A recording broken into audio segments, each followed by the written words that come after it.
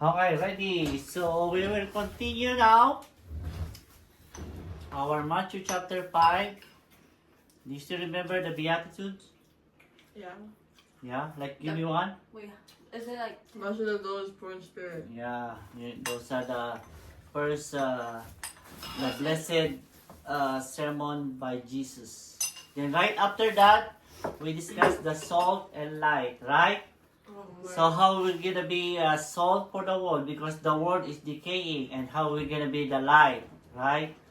So that's our now. We're still on the law and the prophets, but I think this is the last night for this one, right?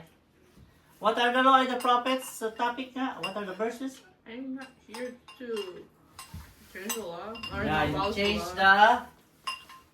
what? I'm not here to abolish the law. I'm here to fulfill it. Yeah, then the next one, that's 16, 17, 18, no? that's 17. I'm not about this law. And then 18, ano? I'm here to fulfill it. 19, what's 19? I'm here to fulfill it.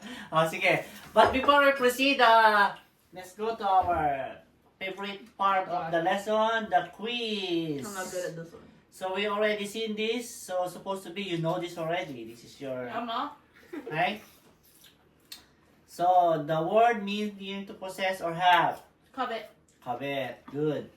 It's not false food. This is means surpassing all other and Wait, best where's the diseases. where's the option? Let him Oh click well, it. I'm testing you.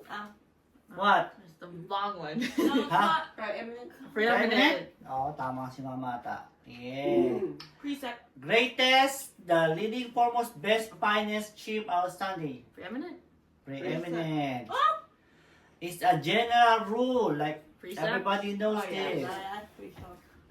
Precept. Is this a desire, a crave, or want? Covet. Covet. Yeah, good.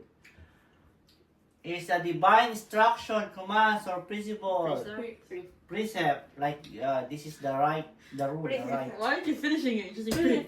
It's the Bible. In the Bible means having paramount rank, Preeminent. preeminent. Ah. Permanent. Principle, rule, code, doctrine, guideline, law, ordinance. Precept. Three kinds of precept in the old law. Moral. Moral law, Ceremonial. huh?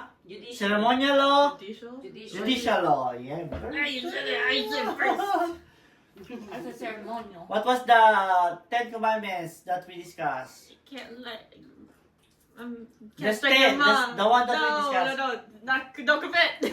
don't not to commit. I gotta say it. Exodus 21, 15, 17.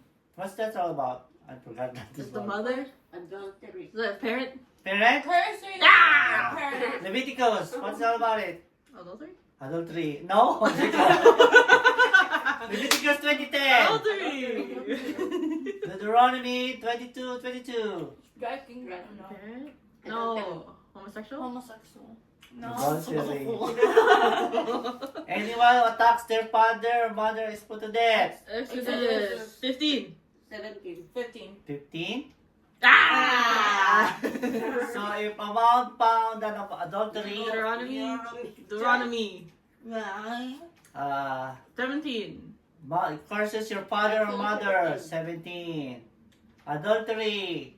Deuteronomy? No. No, Leviticus. Deuteronomy? No. 13. 10. Ah!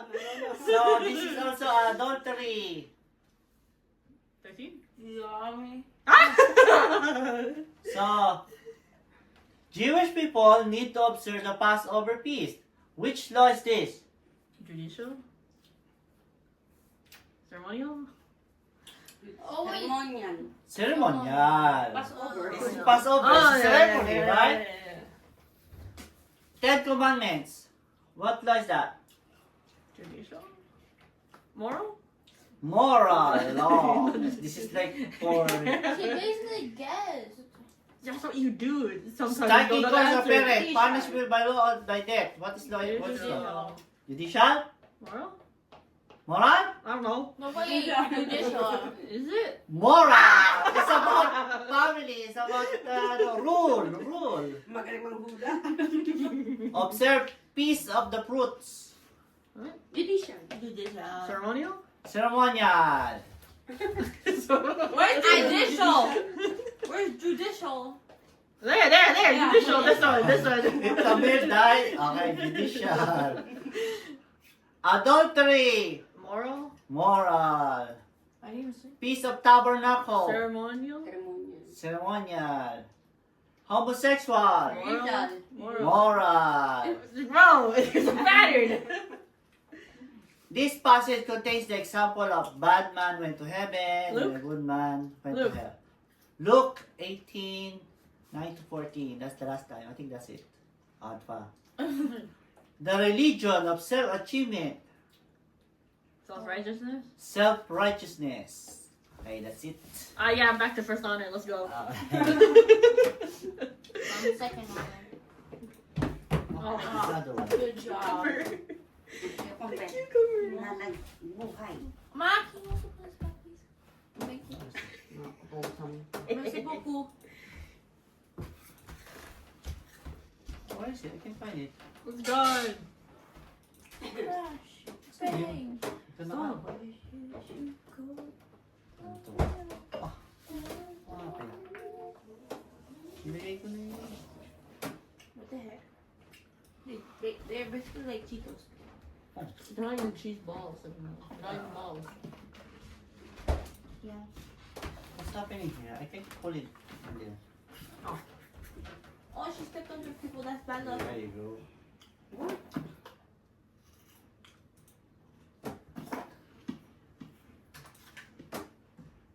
Okay, let's continue now. So we are still in the law and the prophets. There are 4 verses in this topic. Verse 17, 18, 19, 20. Do you still remember? I know the first. What's the first? Which one is the Let's go to Matthew.